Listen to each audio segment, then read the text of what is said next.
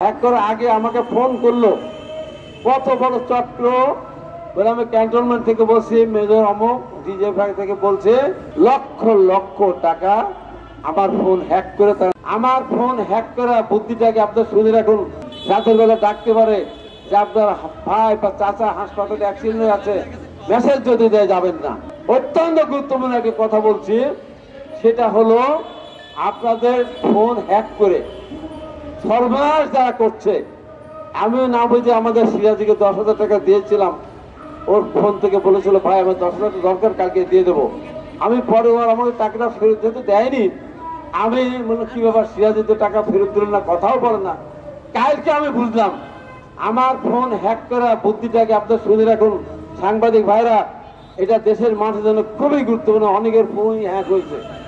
Fan hack করার আগে আমাকে ফোন করলো, কত বড় চক্র বলে। আমি ক্যান্টনমেন্ট থেকে বলছি, মেজর অমুক ডিজে ভাই থেকে বলছে স্যার আপনার আইডির সাথে কতগুলি আরো আইডি মিলে তারা গ্রুপ করেছে।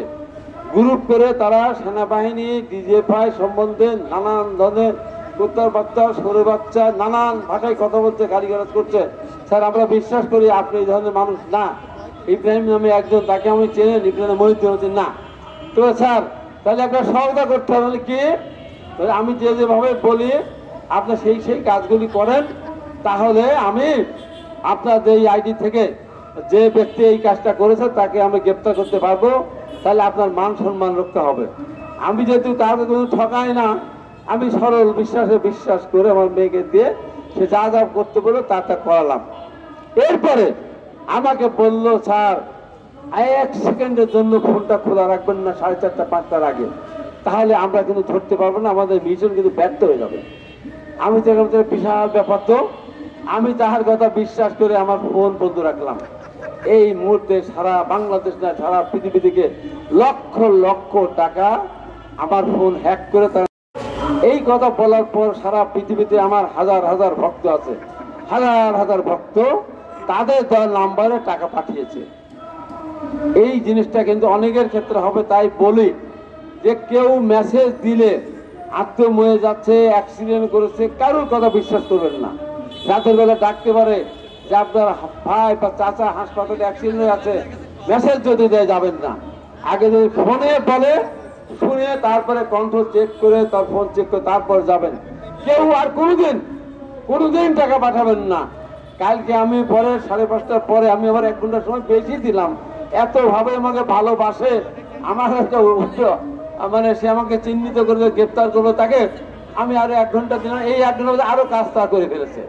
মানে আমার ফোন বন্ধ, যখন ফোন করতেছে টাকাটা পাঠানোর পর বলতেছে ভাই কত টাকা লাগবে, যে ভাই ব্যস্ত আছে, ভাই তো মিটিং আছে, আপনি টাকাটা পাঠিয়ে দেন। মানে আমার টোটাল আইডি তাদের দখলে নিয়ে গেছিল। এইভাবে অনেকের আইডি দখলে নিয়ে কিন্তু ব্যাংক থেকে টাকা উঠাচ্ছে, বিভিন্নভাবে ষড়যন্ত্র করছে। আমি কাল নিউজ 24-এ আমার আলোচনার সর্বপ্রথম ব্রিগেডিয়ার হাকিম ছিলাম, আমি ছিলাম হাকিম নাকি, হ্যাঁ। তা আমি প্রথমেই আমার অ্যাঙ্করকে বললাম দেশ জাতির জন্য বড় মেসেজটা আমি দিতে চাই।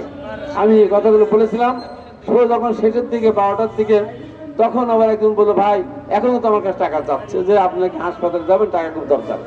তখন আমি দেশ জাতির বিরুদ্ধে বললাম খবরদার 1 টাকা দেবেন না।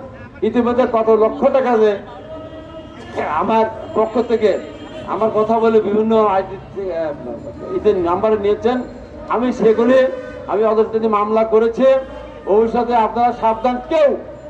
কেউ বলবে যে আপনার নামে আপনি এতদিন ধরে কেমন ব্যবহার করছেন, আপনার নামে $5,000 বা $50,000 জমা হয়েছে, পক্ষ থেকে 2 লক্ষ টাকা দিলে আপনার টাকাটা পেয়ে যাবেন। কিন্তু কথাটা কেউ না জানে, আপনি লোকজনের টাকা দূরে যান। এইভাবে অনেক টাকা ঠকেছে।